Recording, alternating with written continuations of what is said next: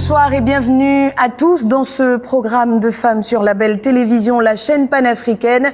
Aujourd'hui, nous allons débattre d'un thème qui défraie la chronique, ou plutôt qui écume les salons et autres maisons, à savoir le thème des violences liées aux femmes, les violences exercées sur les femmes. Qu'est-ce qui peut expliquer que la femme qui porte, qui supporte, qui est le socle de la famille soit toujours victime de violences? La question que nous nous posons au cours de cette émission et durant ces 52 prochaines minutes est la suivante. Violences faites aux femmes, comment stopper l'hémorragie?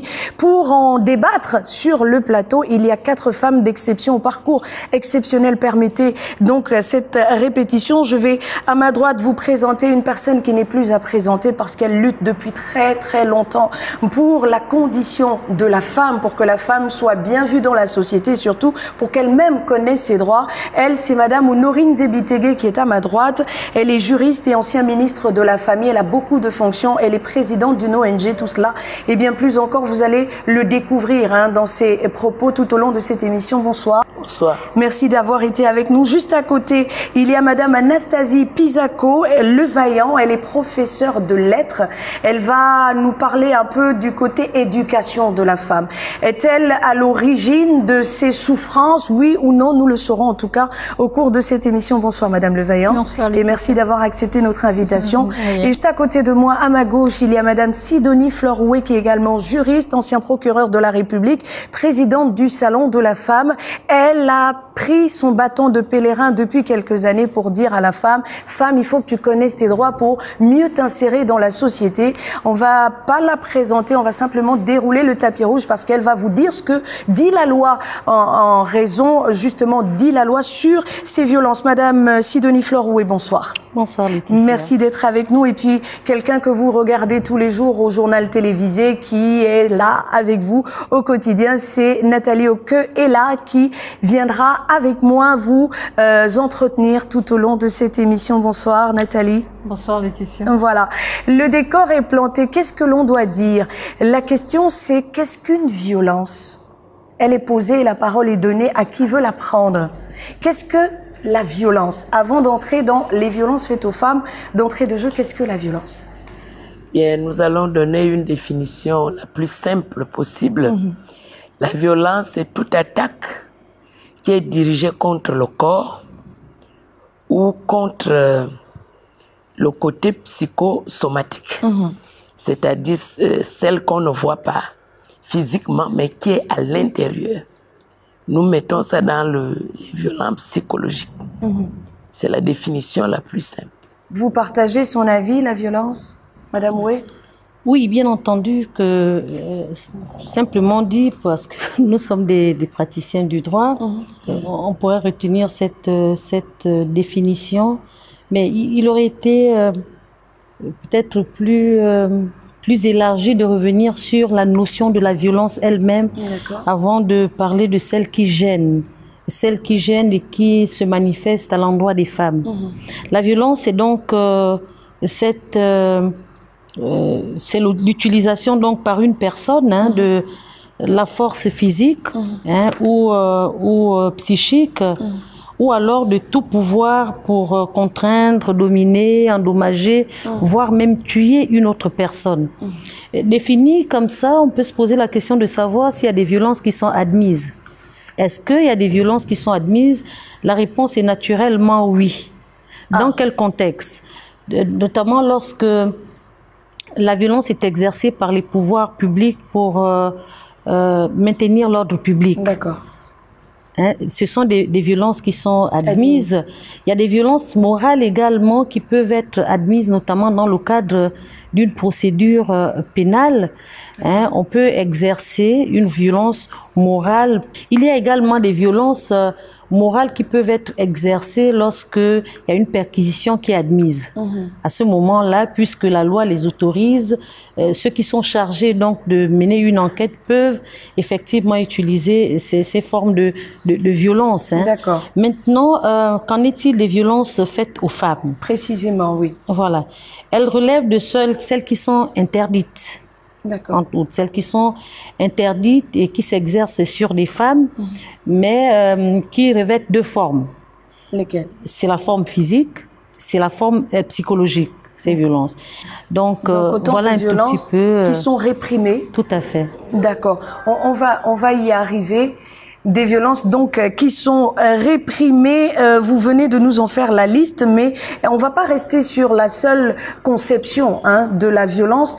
La violence exercée sur les femmes, qu'est-ce qui en est la cause, Madame Levaillant? Ben, je dirais simplement, pour être enseignante et éducatrice, que la cause est profonde, et je pense que c'est depuis la petite enfance et voire même tout au début de la vie humaine qu'on peut percevoir les violences. Parce que contrairement à ce qu'on a entendu, que l'homme naît bon et c'est la nature qui le rend mauvais, non, mais je préfère dire aussi que c'est la nature même de l'enfant qui peut être aussi la cause des violences qui se manifestent à l'âge adulte. Donc c'est dans la petite enfance qu'on peut déjà observer des violences, puisque nous qui sommes en train d'observer les cours de récréation, on voit déjà comment les violences se manifestent des garçons aux filles, des filles aux garçons et vice-versa, et on peut déjà le détecter dès la petite enfance. Et ça se manifeste plus tard. Peut-être la croissance d'un enfant qui grandit dans un milieu où peut-être il voit ses parents constamment exercer la violence, se battre, se bagarrer, se chamailler. Cet enfant qui va grandir dans un tel environnement, est-ce que cela ne peut pas avoir une influence? Justement, c'est la première influence, puisque les parents sont le modèle de l'enfant, et donc c'est à partir des parents que les enfants observent des comportements. Mais c'est aussi le comportement des parents vis-à-vis de l'enfant qui peut occasionner justement des dommages qui peuvent être préjudiciables pour toute la vie. Donc c'est dès la petite enfance qu'on peut remarquer déjà comment l'enfant perçoit et quelle est l'image que l'enfant a de son père et de sa mère. C'est à partir de là aussi qu'on peut détecter. Parlant de cela, vous en tant qu'enseignant, vous le percevez très tôt. Qu'est-ce que vous faites? Quels sont les mécanismes que vous mettez en place tout de suite pour essayer de ramener l'enfant sur la voie normale? Mais je crois que je vais revenir sur le fait qu'il y a plusieurs types d'éducation. Il y a l'éducation à partir des parents à la maison, il y a l'éducation scolaire, il y a aussi l'éducation que les enfants reçoivent de part et d'autre par l'entourage, par les fréquentations et par les amitiés, etc. et par tout ce qu'ils voient autour d'eux. Mais il y a aussi une violence qui est donnée par les médias puisque les enfants sont connectés en permanence. Il y a aussi ce qu'ils observent. Donc à ce niveau-là, c'est assez difficile parfois pour nous en tant qu'éducatrices au niveau national, c'est-à-dire à l'école, de pouvoir parfois gérer des comportements qui viennent de la famille. À ce niveau-là, donc, chacun doit avoir une part de responsabilité et cela peut se déterminer par rapport à la responsabilité de chacun. Mais nous, en tant qu'éducateurs, on essaie d'intervenir justement dans la moralisation de l'enfant et dans la communication qu'on peut installer dans les salles de classe. Mais lorsque vous percevez chez un enfant un comportement assez particulier, est-ce que vous interpellez la famille ou vous vous arrêtez à votre simple rôle d'enseignant? Non, il y a déjà au niveau de l'école une organisation. Il y a non seulement l'enseignant, mais il y a aussi les surveillants, il y a l'administration, la CPE, donc qui peuvent intervenir et en amont aussi les parents. La CPE, c'est conseiller principal d'éducation, qui est chargé des problèmes justement de comportement dans la cour de récréation et aussi dans les salles de classe. Donc il y a tous les niveaux de l'échelle, donc plusieurs solutions qui peuvent se poser, notamment faire intervenir les parents, faire intervenir les surveillants, faire intervenir les enseignants et même aussi appeler les camarades en cas de que tout le monde qui est autour de l'enfant doit pouvoir être là pour trouver une solution. Donc, cette forme de violence-là dont vous faites allusion chez les enfants en milieu scolaire, est-ce que c'est les petits garçons qui font la violence chez les petites filles? Est-ce que ce sont les deux? Est-ce que c'est beaucoup plus les garçons qui s'illustrent par rapport aux filles concrètes? Mais je pense qu'aujourd'hui, c'est difficile de dire si c'est d'un côté, de manière unilatérale, parce qu'on peut constater de deux côtés. Comme je le disais, cela part de l'éducation, de la maison. Donc, on peut trouver des filles qui sont violentes autant que des garçons qui sont violents. Donc, aujourd'hui, ce n'est plus le monopole des garçons uniquement, surtout dans la cour de récréation. Donc, il y a une influence de part et d'autre, que ça soit pour les filles comme pour les garçons. Donc, nous allons revenir spécifiquement, merci Madame Levaillant, aux questions liées à la femme. Quel type de violence distingue-t-on au quotidien? Vous qui avez lutté pour la condition de la femme, Madame Honorine Zebitege, depuis des années, quelles sont les violences auxquelles vous faites face au quotidien? Ces femmes qui viennent vers vous, qu'est-ce qu'elles vous disent? Qu'est-ce qu'elles subissent? Comme je l'ai dit tantôt, le plus gros des violences que nous recevons en association, premièrement, ce sont les violences physiques, les coups. Des coups qui leur sont donnés, soit au coup d'une bagarre, ça commence par une altercation, après ça se termine par des coups. La deuxième forme de violence, c'est la violence psychologique, les insultes. Sorcière, sorcière, c'est moral. Et c'est insultant. Et ça peut causer des dégâts tout comme une blessure, physique. Donc, vous avez également un autre type de violence. Là, ce n'est pas le mari et la femme. Vous avez l'apport extérieur, par exemple. L'apport extérieur. Un exemple. Un exemple. Les beaux-parents, par exemple, la belle-sœur, le beau-frère qui s'incrustent dans le foyer et qui posent des actes qui finissent par être considérés comme des violences.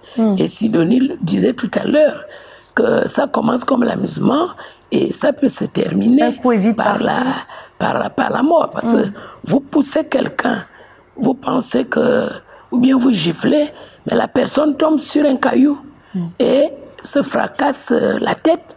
On est en face d'un traumatisme et quand on va à l'hôpital, c'est terminé. Combien de fois on a entendu dans les salles d'audience au cours des cours criminels, Madame, je n'ai pas voulu tuer ma femme, ou bien mon mari, je n'ai pas voulu le tuer parce que ça arrive. Quand elle se défend, j'ai le cas d'une femme qui, tout le temps, son mari lui portait des coups. Elle était en train de préparer et il a bu, il est venu à la cuisine. Elle préparait cette femme. Et comme elle avait l'habitude que cet homme-là, la violente, elle avait le couteau de cuisine, elle faisait comme ça pour se défendre. Et le couteau est parti au mauvais endroit. Le couteau est parti ici et ça a coupé cet endroit et le monsieur s'est vidé. De son sang. C'est vidé, le temps de l'amener à l'hôpital, c'était fini. Alors, nous avons aussi la violence que vous connaissez. La femme a perdu le mari. Et bien, la famille vient, on vient tout enlever, on met les enfants dehors. Et pourtant, la loi réprime cela et tout. Et voilà, elle se retrouve dehors un beau matin et tout. Donc, il y a, pour les classer un tout petit peu, vous avez les violences physiques, vous avez les violences psychologiques, vous avez les violences morales, vous avez les violences d'État dont a parlé Sidonie tout à l'heure, vous avez les violences des enfants sur les parents, on n'en parle pas souvent. Les violences des enfants sur les parents. Parce qu'on a vu un ami avec les chaussures Nike. Vous ne connaissez pas comment son père et sa mère, combien ils gagnent, mais il vient réclamer la même paire de chaussures à ses parents. Et comme il y a des parents faibles qui veulent absolument faire plaisir, parce qu'il y en a même qui menacent, si je n'ai pas telle chose, eh bien, moi je ne parle plus à l'école, ou bien moi je vais faire telle chose. C'est une forme de violence. C'est une violence. Parce qu'un parent qui est poussé à aller prêter de l'argent, voilà un parent qui gagne à peine 100 000, 200 000 à la fin du mois, et la paire de Nike coûte 250 000. Qu'est-ce qu'il va faire? Tout le salaire va partir sur une paire de chaussures. Et alors donc, d'accord. Ce sont ces violences-là qui sont le plus souvent rencontrées au quotidien dans les associations. Et quelles sont les causes? Qu'est-ce qui peut justifier aujourd'hui qu'une femme soit victime de ces choses, mais qu'elle reste toujours silencieuse, qu'elle ne dise rien? Parce qu'il y a des procédures. Lorsque la procédure est entamée, par exemple, dans un cas de coups et blessures, La femme arrive au tribunal et puis elle dit non, non, c'est mon mari, il ne faut pas le poursuivre. Quelles sont les causes? Eh bien, nous avons identifié au niveau du salon de la femme, parce que nous n'avons pas suffisamment de temps en juridiction de faire des statistiques et d'analyser les causes et ensuite les catégoriser. Mais lorsqu'on est en association, on a un peu plus de temps parce que c'est un peu plus ouvert et les différents types de violences que nous recevons nous permettent quand même de les classer. Et donc nous avons au niveau de l'association, énumérer 2 causes principales qui peuvent se subdiviser. D'une part, il y a les pesanteurs traditionnelles, socio-culturelles, qui, en fait, depuis l'enfance, ont toujours considéré que la femme est l'être le plus faible, qui ne doit pas parler, qui ne doit pas s'exprimer, qui doit supporter, qui doit subir. Et on grandit avec ça. La femme est formatée. Lorsqu'elle va en mariage, lorsqu'elle va vivre en couple, ne parlons pas de mariage d'abord, lorsqu'elle va vivre en couple, eh bien, lorsqu'elle vit certaines situations, elle a peur donc d'en parler, par peur d'être jugée par la société. Elle a peur d'en parler. Lorsque nous reviendrons sur les solutions, vous comprendrez pourquoi elles ont peur de parler. Mais parce qu'elles ont été formatées ainsi. Et l'autre cause, c'est des comportements venus de l'extérieur. De l'extérieur, je ne pointe pas un doigt accusateur à l'endroit des pratiques occidentales, mais il y en a qui ont pensé et qui ont fait véhiculer que pour l'ascension professionnelle et sociale, il faut utiliser certains mysticismes où on voit des pères, mais vraiment entretenir des commerces intimes avec leurs enfants, avec leurs sœurs, des hommes qui vivent qui sortent avec leur mère, simplement parce qu'ils se disent que appartenant à certains cercles et que ce sont des pratiques qu'il faudrait utiliser pour pouvoir être promu ou être maintenu à un poste de responsabilité.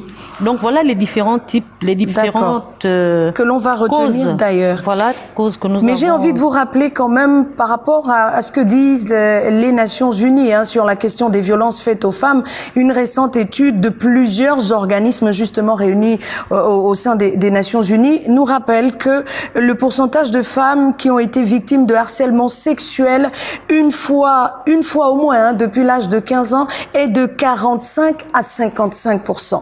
Les chiffres font peur, mais ce sont les chiffres dans le monde. Combien de femmes ont été mariées de force avant l'âge de 18 ans? La réponse est 750 millions de femmes selon l'UNICEF dans son dernier rapport. Cela fait peur également. Quelle proportion de femmes parmi les victimes de la traite humaine dans le monde? L'ONU parle de 71% de femmes qui ont été maltraitées. Toutes ces maltraitances ont un nom: mariage forcé, harcèlement sexuel, violence dans le couple. Toutes ces choses, vous dites, c'est la femme. Est-ce que la femme elle-même n'est pas responsable de ça? Parce que se taire, parce que la société va nous juger ou parce que simplement j'ai peur de me retrouver seule, est-ce que ce n'est pas cautionner également ces violences-là? Et je reviens sur le fait que le départ, c'est l'enfance. De la même façon, on regarde les enfants en train de jouer et que le garçon commence à taper sur l'autre et qu'on banalise et qu'on n'attire pas l'attention dessus, fait que quand il sera un homme et qu'il va taper sur sa femme, on dira la même chose.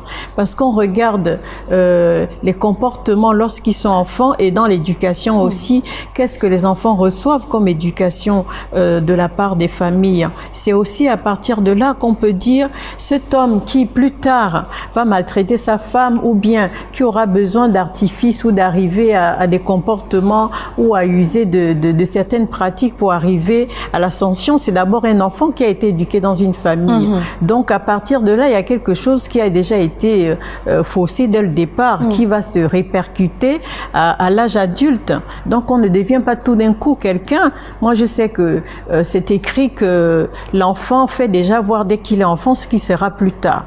Donc, on ne devient pas tout d'un coup un adulte. On a d'abord été un enfant et cet enfant a eu des parents, une famille qui devait justement donner les valeurs qu'il faut. Bon, parce que dans la violence, il y a affrontement et il y a confrontation de valeurs. D'accord, mais à partir du moment où l'enfant justement reçoit une autre éducation que celle du cercle familial, qu'il reçoit l'éducation d'Internet, qu'il reçoit l'éducation des amis, de la rue et tout ça, qu'est-ce qu'il faut faire? Parce que cet enfant-là, s'il n'a pas été pris en charge très tôt, il va continuer avec ça. Et on assiste à quoi? À des hommes qui battent leurs femmes, à des femmes qui battent leurs hommes. On assiste à une déferlante de violence qui, ma foi, ne mérite pas d'exister, puisqu'il y a l'éducation de la famille, il y a l'éducation de la société. Justement, aujourd'hui se pose le problème de la prise en charge de cet enfant. Parce que dans nos villages et dans nos traditions, l'enfant était dans le cercle de famille. Et tout le monde a entouré l'enfant, que ce soit le père, la mère, les oncles, les tantes, tout le monde était là pour encadrer cet enfant. Donc, ce n'était pas un enfant abandonné à lui-même, comme aujourd'hui on peut le constater. Dans cet homme-là qui grandissait, ou cette femme-là qui grandissait, avait tout autour d'elle ou de lui des personnes qui étaient là pour encadrer, pour donner l'éducation. Je parlais des contes ce matin avec les élèves où les contes servaient à moraliser, à donner des conseils, à donner une éducation aux enfants. Mais malheureusement, il y a des enfants parmi ceux qui ont reçu ces contes-là, qui ont été éduqués dans un cercle très restreint familial et tout, qui ont des comportements aujourd'hui qui sont Oui, mais je voudrais en venir, Laetitia, pour dire que tout à l'heure, quand je donnais les différentes formes de violence, j'ai énuméré un tout petit peu les milieux où ces violences s'exercent. J'ai parlé de la vie en couple. J'ai parlé de la vie en couple pour dire que les violences qui s'exercent ne sont pas forcément... je veux dire, ne trouve pas forcément l'origine dans le cadre familial où l'enfant a grandi, c'est-à-dire l'auteur des violences. On a par exemple des hommes qui lorsqu'on parle des violences psychologiques, méprisent, dévalorisent leur femme en disant tu n'es rien, tu ne vaux rien, simplement parce que celui-là a un bagage intellectuel plus important que celui de la femme.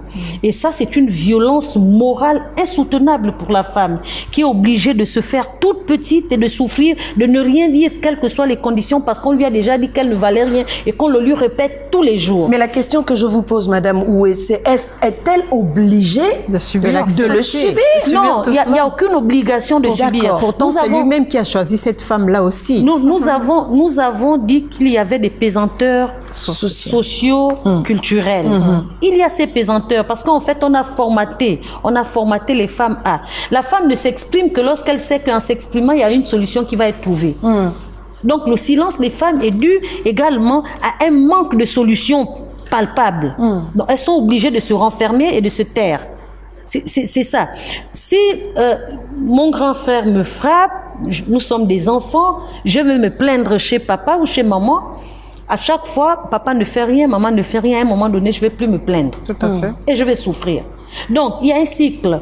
J'ai aimé une jeune Gabonaise qui expliquait un peu le cycle lorsqu'on est en milieu... Lorsqu'on vit en couple, il y a une première violence qui se manifeste, soit physique ou psychologique. Et puis, l'auteur de la violence aplani le climat, demande pardon, cette personne reste. Et le lendemain, quand je dis le lendemain, c'est par rapport au temps libre, voilà, c'est une image. Quelques temps après, il reprend la même violence, mais un peu plus graduellement. Que d'habitude, quoi. Elle dit, il n'y a pas de problème, elle accepte. Parce qu'elle a déjà demande pardon. Elle est déjà rentrée dans un cycle. Voilà, et c'est le cycle, justement. C'est ce cycle qui fait peur, parce que c'est une fois que l'on a accepté, on tolère, on banalise, on est obligé de partir dans ce sens-là. Mais il y a quand même quelque chose à faire à ce niveau, je pense. Laetitia, je voulais juste oui, vas-y. Oui. Derrière ce que Madame Oué a dit, est-ce que cette femme-là qui accepte pour une première fois, une deuxième fois, et tout ça, est-ce que si elle va se plaindre, par exemple chez les beaux-parents et tout le reste, est-ce que vous êtes sûr qu'on ne va pas lui donner tort? Oui, parce que en plus, permettez, madame, allez-y. Voilà, je voudrais parler effectivement de ce cycle. Comment ça commence? Parce qu'un couple commence par une rencontre. Tout à fait. Et lorsque ces personnes Nous parlons de couple, on ne parle pas encore de mariage. Ils sont ensemble. Oui. Soit ils sont dans la même maison, soit ils se fréquentent. C'est à ce moment-là qu'il faut détecter qui j'ai en face de moi. Tout à fait. Parce que si vous commencez à... Donc vous parlez et tout ça, et une petite gifle est partie, ou un mauvais mot est parti, il y a déjà, c'est une alerte. Oui. C'est à ce moment-là que la femme doit dire, je n'accepte pas. Il faut planter le décor tout de suite. Tout à fait. Parce que dès que vous acceptez une ou deux fois, il se dit, c'est terminé. Tout de suite. Or, les femmes, pardonnez-moi, ne le font pas. Elles acceptent, elles croient bien faire. Or, elles sont en train, elles rentrent dans un trou où il serait difficile d'en sortir. Et pire encore, celles qui décident de se marier. La période de fiançailles n'est pas utilisée. N'est pas utilisée correctement. C'est la période de fiançailles où vous devez vous connaître. Les réactions et tout. Mais qu'est-ce qu'on fait pendant la période de fiançailles? On cache le mauvais côté et on fait semblant de montrer le bon. Vraiment, et on se découvre seulement après le mariage. Moi, je dis que c'est tuant, c'est mortel. C'est cette période-là. Parce que c'est cette période où, comme j'ai dit, on prend le décor. Si je n'accepte pas la violence, j'arrête. J'arrête tout de suite. Parce que moi, je n'accepte pas parlant de mariage, qu'on touche à mon corps. Et parlant de mariage, Madame Honorine Zebitege, il y a une forme de violence qui est très présente dans le mariage, c'est le viol. Parce qu'il y a des moments où la femme n'est pas consentante. Elle ne veut pas avoir de rapport. Là, on parle de viol. À partir du moment où il n'y a pas de consentement, voilà, ce sont les termes. À partir du moment où il n'y a pas de consentement, il y a viol. Ces formes de violence-là, comment les femmes aujourd'hui, pourquoi elles l'acceptent? Est-ce que parce qu'on est marié, on doit tout accepter? C'est ce que dit la clause du mariage. Mais l'une des raisons, Sidonie en a parlé, j'en ai parlé, et l'éducation de base. Moi, je parle des plaques socio-culturelles. On vous a plaqué depuis bébé que la femme, tu dois tout accepter. Et tu dois supporter. Tu dois supporter. Parce que il y a tu es des marié. femmes à qui on demande les rapports sexuels à tout moment. Vous venez d'accoucher. Vous n'êtes pas encore propre. Il veut déjà des rapports sexuels. Vous êtes en règle. Moi, je parle simplement. Je ne vais pas utiliser le mot français. Vous êtes en règle. Il y a des femmes qui ont des règles douloureuses. Des menstrues douloureuses. Mais on vous dit, il faut faire des rapports sexuels parce qu'on a lu dans un code pénal ou civil que non, la consommation du mariage est obligatoire. Mais ça, c'est une mauvaise interprétation de la loi. Et on a lu en famille, écoute, tu es parti en mariage pour faire les enfants, donc on doit vous faire le rapport sexuel à tout moment. Ça, c'est faux. Et c'est là où je reviens toujours. J'aime parler de nous-mêmes. Quand on commence à accepter ce genre de choses, ça s'installe et c'est terminé. J'ai envie d'ajouter à ce que dit Madame Zebitege que lorsque vous assistez à des cérémonies de mariage traditionnelles, qu'est-ce qu'on dit à la jeune dame? Ben, tu vas en mariage, il faut mettre un panier troué. Voilà. Et dans le panier troué, il faut mettre... on ne sait pas ce qu'il faut mettre dans le panier troué, il faut tout mettre. Non, mais donc, on formate déjà dès le départ qu'il faut tout accepter, même l'inacceptable. Au moment même du mariage traditionnel, ce mariage traditionnel que nous dénonçons vertement, la femme est chosifiée. Tout à fait. C'est un objet, on assiste à une vente aux enchères. Qui est payé à 2 millions, 3 millions, 4 millions. C'est une vente aux enchères où la femme n'a rien à dire, elle est au milieu, on taxe le prix, il y a des acheteurs, il y a des vendeurs, les parents de la femme sont les vendeurs, le monsieur sont les acheteurs. Sont des acheteurs, et puis la femme n'a rien à dire, on monte les enchères, on descend, on fait ce qu'on veut. Elle-même, elle accepte. Non. En fait, ce sont des pesanteurs culturels. On nous dit ce qui sacralise le mariage, c'est cette union entre les parents de la jeune fille et les parents du jeune homme qui vont se fiancer. En fait, ce sont des fiançailles, mais qu'il ne faut rien faire, il faut supporter. Donc, nous sommes formatés. On est tous passés par là. Nous sommes formatés. Ce que je voulais ajouter à ce que disait la dame tout à l'heure, c'était que pendant le mariage traditionnel, les parents te vendent moins cher en disant là où tu vas, tu dois accepter tout ce qu'on doit te dire. Il faut que tu supportes. C'est toi la mère, c'est toi ceci, en public. Et quand ils vont à la mairie, certaines mères se permettent même de dire madame, vous voyez, c'est pour le pire, hein. C'est dit devant tout le monde. Effectivement. C'est dit devant tout le monde. On ne peut pas imaginer. Quand le maire le dit, c'est beaucoup plus pour rappeler qu'il n'y aura pas que des jours heureux. Non pas que vous vivrez le pire au quotidien. Mais là, on est dans une cérémonie officielle. C'est officiel. C'est ça. Mais je pense que c'est le petit conseil. Le mot là. Non, parce le que meilleur j'ai réagi dans une mairie. Oui. C'est pour le bien et pour le pire. Je dis, pourquoi vous ne dites pas pour le meilleur et pour le meilleur? Tout à fait. Pour le meilleur et pour le meilleur. Le mariage, c'est une bonne chose. C'est pour le meilleur et pour le meilleur. Tout à fait. Et surtout, quand on conseille la femme, c'est là où le mot pire arrive. Quand c'est du côté du garçon, on ne dit il n'y a pas le mot pire. Alors moi, je dis, tout ça, c'est parce qu'on formate. On continue à vous formater. Même étant de l'âge... de la petite enfance, jusqu'à la maturité, on continue. On continue à nous formater et on continue justement. Il faut à un moment donné s'arrêter, se révolter. Et s'arrêter et réfléchir. Se révolter, et réfléchir et prendre conscience que, mais enfin, je suis une personne, je n'ai pas droit à ce traitement. On se révolte au positif. Et nous allons, au cours de cette émission, nous poser les bonnes questions. Que faut-il faire? Mais avant, il y a cette autre forme de violence qui est manifestée, qui est exercé sur les femmes, le harcèlement sexuel. On nous parle de 45 à 55% de femmes dans le monde qui l'ont vécu. On parle d'une femme qui est harcelée sexuellement toutes les heures. Qu'est-ce que le harcèlement? Est-ce que le harcèlement sexuel, la promotion canapé, toutes ces choses ne vont pas ensemble? Parce qu'on parle de promotion canapé, il y a des femmes qui acceptent de se donner à un homme pour un poste, et puis il y en a qui subissent le dictat du chef de l'entreprise parce qu'il veut avoir des relations sexuelles avec cette femme. Vous savez, Laetitia, c'est un problème sensible, cette affaire de harcèlement sexuel, qui est un problème réel. Moi, j'aime pas certains mots promotion canapé. Moi, j'aime pas ça. Moi non plus. Parce que lorsqu'on veut réduire la femme, on utilise des choses. Les demoiselles de la République, les promotions canapé et ceci. Les termes péjoratifs. Tous les hommes là qui occupent certains postes, ils ont poids pour occuper ces postes-là. Tout à fait. Là, on ne parle pas de promotion canapé.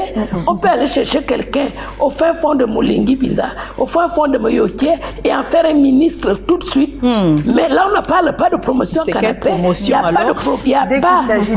pas un bagage intellectuel. Il n'y a rien du tout. C'est un notable, je ne sais pas comment il a fait. Il se retrouve là. Personne ne se plaint. Mais quand il s'agit d'une femme, vous devez avoir toutes les compétences du monde. Et si vous ne les avez pas, on commence à parler de promotion canapé. Qu'est-ce que ça veut dire, promotion canapé? La politique, c'est la gestion des affaires de la cité. Lorsqu'une femme vend au marché, elle fait la politique. Tout à fait. Je regrette. Lorsqu'on s'occupe des enfants pour les amener à l'école, pour les déposer là-bas dans les établissements scolaires, on fait de la politique. Lorsqu'on prépare un bon repas pour que quand le mari va venir, les enfants ou bien les invités et tout ça, on fait de la politique. On a pris la politique au mauvais sens. Tout à fait. Au point où le vrai sens de la politique est galvaudé à longueur de journée. Et lorsqu'il s'agit d'une femme, on dit non, promotion canapé, parce que pour elle, je ne sais pas. Mais il y a des femmes quand même qui acceptent de sortir avec leurs employeurs pour bénéficier de certains avantages. Oui, mais je pense que permettez-moi, mais forcément. Sidonie, je te fais la passe. Je dis ceci. Il faut classifier les choses. Ce que je refuse, c'est qu'on globalise, qu'on fasse de l'exception une règle. Ça, c'est leur responsabilité. Merci beaucoup. On va compléter cette question. Effectivement, je voudrais renchérir pour dire que je ne suis pas d'accord avec cette expression de promotion canapé. Lorsqu'une femme est promue à un poste et qu'elle aurait eu une relation intime avec soit le patron ou avec une des personnes qui décide. Pourquoi? Eh bien, simplement parce que j'estime que les chefs d'administration, les responsables d'administration sont là pour assurer le bien-être des citoyens. C'est ça leur mission. Et s'ils ont été nommés, c'est certainement relativement à leurs compétences.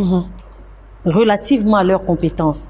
Et si quelqu'un qui a été nommé ou qui a été placé quelque part par rapport à ses compétences se permet de mettre des nullards, parce que on peut considérer que c'est des nullards, se permet de mettre une nullarde à un poste de responsabilité, tout sachant que cette personne n'est pas productive, cette personne qui a nommé dans ces conditions doit être démise de ses fonctions. Tout de suite. Pourquoi? Parce qu'elle tue la société, parce qu'elle n'est pas là pour atteindre les objectifs pour lesquels elle a été nommée. Je parle de la personne. Donc il n'y a pas de promotion canapé. Il y a des personnes qui sont faibles d'esprit et qui tuent la République, qui tuent l'État, qui ne veulent pas atteindre les objectifs de bien-être des concitoyens. Dites-moi un peu, en lieu et place des promotions canapé, moi je parlerai plutôt des promotions assassines, qui intègrent également les promotions familiales et les promotions, je veux dire, amicales. J'ai travaillé une fois, j'avais travaillé avec une direction technique, où ça ne nécessite que la technicité. Je ne sais pas si c'est direction, si c'est de la pharmacie, mais enfin, c'est quelque chose de ce genre. Dites-moi, cette direction avait pour vocation, d'accord, c'était quoi leur histoire? De procéder aux visites des sites des fabrications des produits pharmaceutiques. La direction donc, du médicament et de la pharmacie. Quelque chose de ce genre. Alors, ce sont des techniciens qui doivent être là-bas. Des techniciens, c'est-à-dire soit des techniciens en pharmacie ou des docteurs en pharmacie. Or, on trouve une vendeuse en pharmacie. La vendeuse en pharmacie a pour vocation d'aller vendre dans les offices. Dans les officines. Les officines pharmaceutiques. Quelle est l'expertise qu'elle peut apporter là-bas? On trouve là-bas des infirmiers. Qu'est-ce qu'un infirmier peut aller faire dans une structure comme celle-là, alors même que son travail, c'est d'administrer des soins sur la base des ordonnances prescrites par un médecin? Dites-moi un peu, est-ce que là, on peut parler de promotion canapé? Est-ce que là, on pense vraiment, j'appelle ça des promotions assassines. Voilà, les termes sont bien forts, mais ils sont sortis. Vous avez envie de réagir? Oui, j'ai envie de rajouter à ce qu'ils ont dit que, de toute façon, dans un contrat, il y a deux responsables. Que ça soit celle qu'on peut taxer de promotion canapé et du monsieur aussi qui a donné la promotion. Je pense qu'ils sont tous responsables à tous les niveaux. Donc, il n'y a pas que la demoiselle ou la dame qui a été promue de manière illicite, mais il y a aussi le monsieur qui prend la décision. Il est aussi responsable. Et on va revenir aux solutions justement par rapport à toutes ces questions. Il y a l'autre forme de violence qui est un peu plus courante chez les moins jeunes, donc pas les femmes, mais les filles à l'université, dans les établissements, c'est les moyennes sexuellement transmissibles. On appelle ça les MST. En d'autres termes, c'est les moyennes. Pour avoir une note très élevée, il faut avoir des rapports avec le professeur. Et on dit, d'après quelques universitaires, et là on ne taxe personne, mais il y a des universitaires qui te disent, le professeur va te mettre une note sous-élevée pour que tu viennes vers lui et discuter. Il te donnera rendez-vous hors de l'établissement pour en discuter. Qu'est-ce que vous pensez de ces formes de violence-là? Qui en est responsable? Je dis que la société éducative ou universitaire, parce que nous avons quand même appris dans ce pays. Tout à fait. Il n'y avait pas ces choses. Ça a apparu à partir de quand? Et pourquoi? C'est la bonne question, les bonnes questions à se poser. Voilà, parce que je classe, moi j'aime parler des périodes. Il fut une période dans cette nation où le maître, que ce soit à l'école primaire ou à l'école secondaire, était considéré comme le parent de l'élève. C'est-à-dire que sa préoccupation, c'était que l'élève réussisse. Et ce sont ces gens-là qui étaient souvent en rapport avec les parents. Il n'y avait pas encore ce qu'on voit aujourd'hui, les profs qui viennent aider l'enfant à la maison. Les répétiteurs. Les répétiteurs, etc. Et c'était cela, l'enseignant. D'accord. Ils étaient même, c'est-à-dire, c'est comme s'ils étaient là, ils faisaient la concurrence entre eux. Il faut qu'on sache que dans ma classe, j'ai sorti le plus de personnes qui ont eu le CP ou le BPC ou le bac. Mais la cassure Il y a eu une cassure à un moment donné. C'est cette cassure qui a entraîné. La cassure, là, s'appelle l'esprit de facilité. Et du côté des profs, et du côté... Parce qu'un prof, véritablement prof, ne peut pas accepter les moyens de donner les moyens sexuellement permissibles. Pourquoi? Qu'est-ce que j'appelle? J'ajoute à l'esprit de facilité le manque de vocation. Les gens se retrouvent maintenant enseignants parce qu'il a cherché du travail, il ne trouve pas. On a dit, bon, c'est là-bas, il n'y a pas de vocation. Il y en a qui se retrouvent à l'hôpital, infirmiers, parce que bon, il n'y a que ça qu'on lui donne. Il faut voir comment ils reçoivent les gens. Il n'y a pas de vocation. Or, quelqu'un qui a une vocation ne peut pas le faire. J'aime parler avec des exemples. Je donne cours à l'université. Un jour, un prof d'un certain âge, à l'époque, j'étais encore en juridiction. Moi, j'avais cours vers 11 h. J'arrive, il était outré. Il dit, madame le juge, je vais porter plainte pour une fois. Je dis, mais qu'est-ce qui se passe? C'est une jeune fille qui vient dans l'amphi avec la jupe qui est jusque-là. Et elle n'avait pas de slip. Madame se met les pieds, comme vous pouvez imaginer, et vous connaissez la suite. Et ce monsieur vient, et elle était assise au premier banc. Ce monsieur, c'était un père de famille. Il a mis dehors. C'est tout. Il a mis dehors. Alors, si tous les profs se comportaient comme ça, il n'y aurait pas de mal. Alors, comme dans les profs, il y a des gens... Il y a des catégories. Des catégories. C'est cette catégorie-là où je ne sais pas quelle est la maladie qu'ils ont au niveau du sexe, qui acceptent ce genre de choses. Et les filles aussi, qui ne veulent pas étudier. D'accord. Alors, et le problème, c'est le résultat de cela. Tout à fait. Sidonie a parlé de promotion assassine. Le résultat au finish, vous avez un diplôme que vous ne méritez pas. Parce que le diplôme a quel but? Le diplôme a pour but de vous donner du travail. Tout à fait. Sur le marché, qu'est-ce que nous avons aujourd'hui? On sait tout de suite que ça là, c'est passé par les maladies, les MST, ou bien celle-là a fait son cursus normalement. Voilà. Ça se voit tout de suite. On le voit tout de suite, maman. Malheureusement, nous sommes arrivés à la deuxième et dernière partie de cette émission, les solutions. La vie est sacrée. La vie est sacrée. Il faudrait donc, à mon sens, procéder de la manière suivante. Premièrement, les victimes doivent sortir progressivement du silence en prenant conscience de ce que leur situation peut être, leur situation peut trouver une solution. Mais c'est pas une solution toute faite. C'est une solution qui répond à une démarche qui doit être encadrée. D'accord. Les auteurs, notamment des violences décriées, devraient également participer donc à la thérapie. En faisant quoi? Déjà, réaliser et accepter qu'ils causent du tort aux autres par des actes qu'ils posent, à savoir des violences physiques et des violences morales sur lesquelles on ne s'est pas suffisamment prononcé. Parce qu'il y a des violences économiques qui ne sont pas visibles. Lorsqu'une femme travaille, l'homme dit c'est moi qui dois gérer ton salaire. Tout à fait. C'est une violence économique. Il y a des pays où c'est encadré. La Côte d'Ivoire, par exemple, après le mariage, on dit que l'homme est le chef de la femme. Et jusqu'en 2013, où on a dit que l'homme et la femme sont devenus les chefs de famille. Il y a des pays où c'est encadré. Même dans le cas où les gens ne sont pas mariés, il y a des hommes qui imposent que le salaire de la femme soit déposé sur sa table. Mais la femme puisse gérer. Oui, elles acceptent, mais c'est une violence économique dont on ne parle presque pas. D'accord. D'accord. Donc, les hommes doivent, les auteurs des violences, doivent également prendre conscience de cela.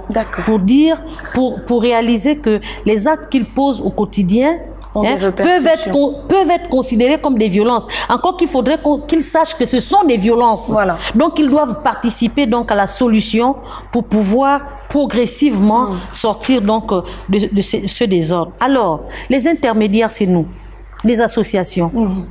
Nous sommes des associations donc disposées à accompagner les victimes et les auteurs de ces violences pour une harmonisation de la société, donc une je parlerai pas d'éradication parce que nous n'avons pas suffisamment de moyens. Et lorsque ces personnes-là se rapprocheront des associations, nous les orientons utilement vers les institutions compétentes pour connaître de ces choses, sans pour autant nous substituer à ces institutions. Pourquoi? Parce que nous sommes, je terminerai par une image pour dire que les associations constituent cette fleur naissante. D'accord? Une fleur naissante dans une forêt qui a des grands arbres avec des grosses feuilles tombantes. Il faudrait que les associations soient également protégées pour mener à bien leurs actions afin que les grandes feuilles qui tombent ne puissent pas écraser cette fleur. Et c'est une très belle image que nous allons garder, Nathalie. Est-ce qu'il y a un numéro de téléphone pour les femmes qui ne peuvent pas parler? Est-ce qu'elles peuvent Bien entendu, nous répondons, je vais d'abord peut-être passer. Nous répondons donc au 07 53 29 63. Nous sommes situés à Ngondje au carrefour Antraco. Nous recevons et nous garantissons de la confidentialité des informations qui seront fournies et allons assurer gracieusement l'accompagnement nécessaire pour ces femmes déjà détruites. D'accord. Madame Honorine Tebitege, on va dire un numéro de téléphone pour l'Observatoire. C'est le numéro connu de tout le monde, 06 25 54 44. Le siège de l'Observatoire, c'est juste derrière la cité Damas, dès que vous quittez la grande église Sacré-Cœur. Voilà, pour ceux qui sont... pour toutes les femmes qui ne peuvent pas parler. Voilà, pour toutes celles qui sont à l'extérieur du Gabon, parce que nous sommes une chaîne panafricaine, vous faites précéder ces 3 numéros du 00200 41. Nathalie Oqueux est là, on va conclure cette émission. Nous n'avons que 52 minutes. C'est vrai qu'on ne peut pas tout dire en 52 minutes, mais le message reste le même, Nathalie? Le message reste le même. Il faut fuir la violence domestique, il faut fuir la violence conjugale. Et comme les juristes nous l'ont démontré sur ce plateau, c'est un handicap pour la vie d'une femme. Une femme qui accepte de subir ces violences-là, c'est toute sa vie qui est détruite. Alors, on nous a donné des numéros de téléphone à toutes les femmes qui sont victimes de violences. Il faut appeler pour intervenir, pour être aidées. Voilà. C'est sur ces phrases. Malheureusement, nous n'avons pas beaucoup de temps. Je sais qu'il y a encore des choses à dire. Mesdames, la dernière phrase que j'ai à votre endroit, c'est « N'acceptez pas l'inacceptable au nom de quoi que ce soit ». Merci, Madame Levaillant, d'avoir été avec nous. Merci à vous, vous êtes professeur de lettres. On remercie également toute l'équipe technique qui nous a accompagnés. Moi, je m'en vais vous dire au revoir sur ce titre des Amazones d'Afrique qui militent en musique pour les droits des femmes. Elles disent plus de violence, plus jamais ça. Et c'est ce que nous allons retenir pour cette émission. Entre elles se referment. Merci de nous avoir suivis. Restez sur La Belle Télévision, votre